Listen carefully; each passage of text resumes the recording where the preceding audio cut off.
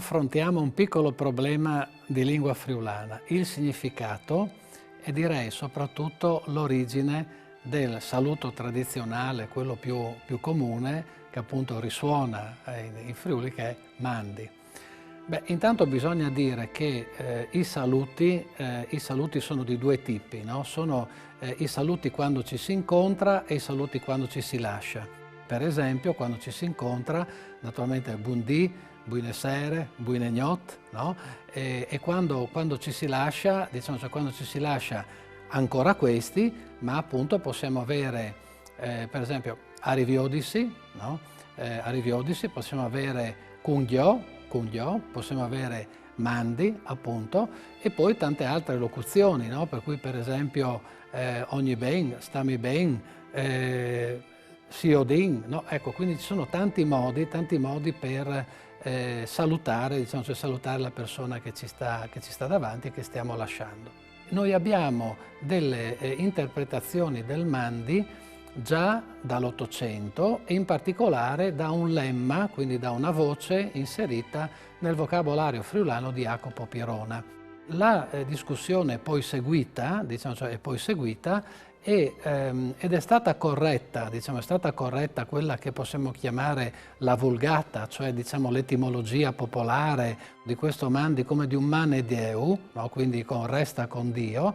Con resta con Dio è stata corretta già da Giovan Battista Corgnali, sostiene l'ipotesi che il Mandi derivi di un Marcomandi, mi raccomandi, che sarebbe anche questo un saluto di commiato per raccomandare la persona naturalmente a Dio, ma non con questa derivazione diretta dal latino mane Deo, quindi resta con Dio, che in realtà non soltanto non ha alcuna, diciamo, testimonianza nelle carte, ma soprattutto farebbe difficoltà anche dal punto di vista fonetico. Questa interpretazione è stata più avanti sostenuta anche da Giovanni Frau, che anche lui è molto noto studioso di linguistica, filologia, dialettologia friulana.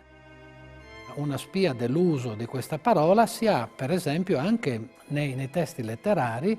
In modo particolare abbiamo nella notissima poesia di Pietro Zorutti La Plovisine, proprio abbiamo la chiusa appunto della poesia dove dice Plovisine Marcomandi, torne presta rinfreschianus, Plovisine mandi. Quindi questo Marcomandi, mandi sarebbe semplicemente una forma breve, no? Una forma breve per un Marcomandi, mi raccomandi. Quindi io mi raccomando a te, al Signore, naturalmente, e quindi è anche questo qui l'augurio di una buona vita e di una felicità e di una buona salute.